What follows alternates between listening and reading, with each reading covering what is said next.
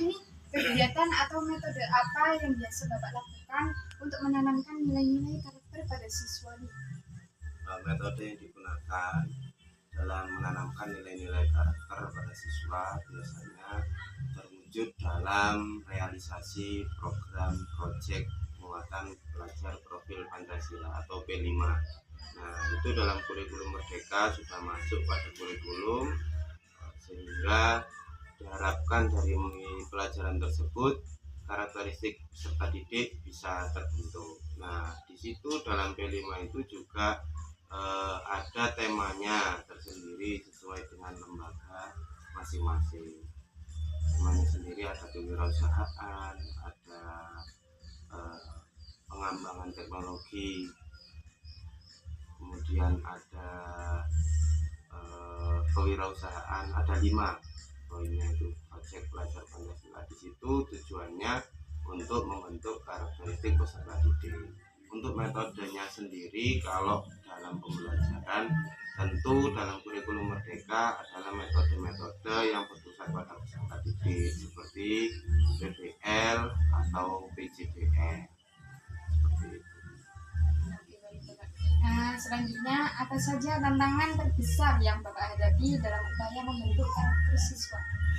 Tantangan yang terbesar dalam membentuk karakteristik siswa yang pertama tentunya yakni kalau pada siswa sekolah dasar, tentu sebagai guru tantangannya yakni mampu memahami bagaimana usia peserta didik. Artinya peserta didik pada kelas rendah atau kelas tinggi. Nah, kelas rendah sendiri bisa kita ketahui, bisa kita golongkan dari kelas 1, kelas 2, kelas 3. Untuk kelas tinggi dari kelas 4, kelas 5, kelas 6. Nah, karakteristiknya sendiri berbeda. Untuk anak kelas 1, 2, 3 lebih pada belajar dan bermain, lebih harus banyak interaksi dalam pembelajaran yang dikaitkan dengan permainan. Mengingat komunikasi fokus siswa dalam berkomunikasi dalam pembelajaran untuk kelas rendah masih kurang, sehingga perlu dikaitkan dengan permainan. Untuk yang kelas 4, 5, 6 fokusnya sudah bisa lebih fokus, tetapi sekali lagi karena usianya masih sekolah dasar sehingga perlu untuk mengingatkan, perhatian perlu. Selain itu pembentukan karakter sendiri untuk mengetahui bisa dilakukan melalui wawancara bersama orang tua.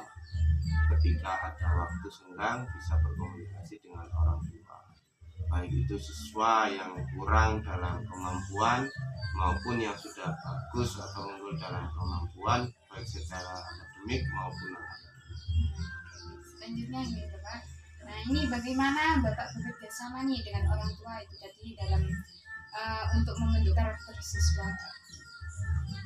Dalam bekerja sama dengan orang tua, yang pertama dilakukan secara umum melalui kegiatan wali murid.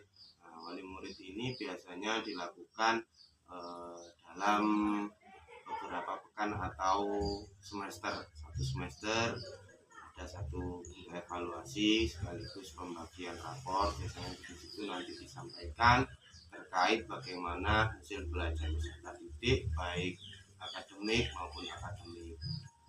Akademiknya sendiri baik nilainya, perkembangan belajarnya. Untuk non akademik terkait bagaimana peserta didik bisa menunjukkan kemampuannya dalam kegiatan-kegiatan ekstrakurikuler. Seperti itu. Untuk komunikasi dengan orang tua yang lain atau kerjasama dengan orang tua yang lain yang bisa dilakukan yaitu komunikasi dengan cara melalui via WA, sehingga apapun kejadian, apapun yang perlu diperhatikan oleh orang tua bisa disampaikan melalui via WA. Atau apabila memang sangat diperlukan dan begitu urgent atau penting, tentu komunikasi bisa dilakukan secara face to face di sekolah mendatangkan atau mengundang wali murid untuk evaluasi bersama-sama bagaimana cara untuk mengembangkan karakter peserta didik ini supaya menjadi pribadi yang